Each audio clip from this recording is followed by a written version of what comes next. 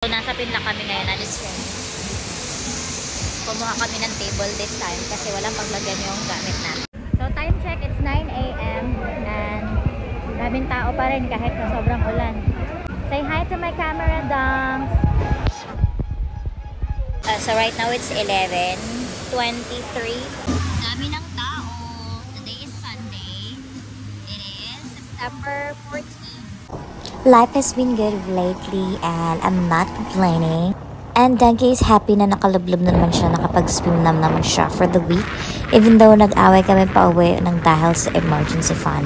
But then again, life has been good.